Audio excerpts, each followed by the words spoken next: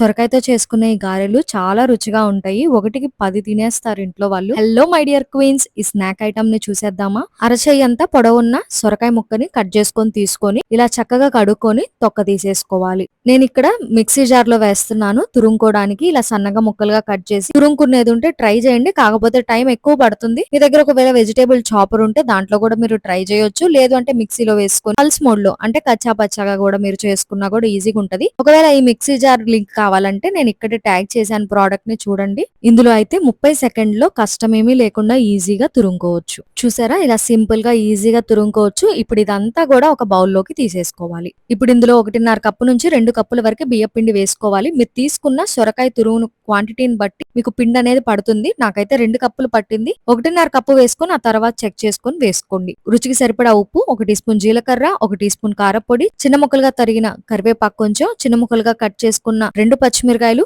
కొద్దిగా కొత్తిమీర తరిగింది, అలాగే పల్లీలు వేయించి ఇలా కచ్చా పచ్చగా కొంచెం దంచుకొని ఇందులో వేసుకోవాలి.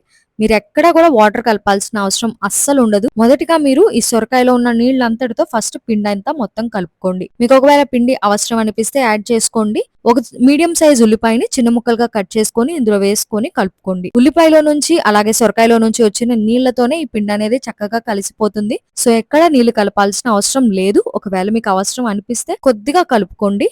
అయితే గారె పిండిలాగా మీరు దీన్ని కలుపుకోవాలి. ఇక్కడ నేను చూపిస్తున్నట్టు నూనె ప్యాకెట్ గానీ పాల ప్యాకెట్ గానీ ఏదైనా ఒకటి తీసుకొని కొద్దిగా దాన్ని నీళ్లతో తడి చేసుకొని చేతిని కూడా కొద్దిగా తడుపుకొని కొద్దిగా పిండి తీసుకొని ఇక్కడ ఒత్తుకోవాలి. అయితే మీరు ఇక్కడ వాటర్ వాడుకోవచ్చు, కానీ ఫస్ట్ టైం చేసే వాళ్ళైతే వాటర్ బదులు నూనె వాడుకోండి. అసలు అలవాటు లేని వాళ్ళైతే సో మీకేంటంటే ఇంకా ఈజీగా ఉంటుంది. ఇలా కొద్దిగా పిండి తీసుకొని గారెల్లాగా సన్నగా మీరు దీన్ని ఒత్తుకోవాలి. మధ్యలో కొద్దిగా రంధ్రం చేసి స్టవ్ మీద కడాయి పెట్టి నూనె వేడెక్కిన తర్వాత ఇది ఒక్కొక్కటిగా తీసుకొని నూనెలో వేసుకోండి.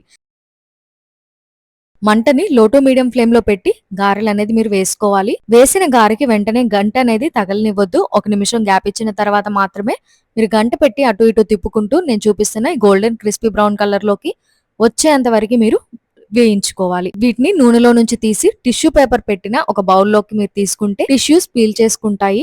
దీన్ని మీరు ఒక మంచి రోటి పచ్చడి కాంబినేషన్ తో గాని తీసుకుంటే అబ్బా, దాని రుచే అద్భుతంగా ఉంటుంది. చూశారు కదా ఈ రుచికరమైన సొరకాయ గారెలు.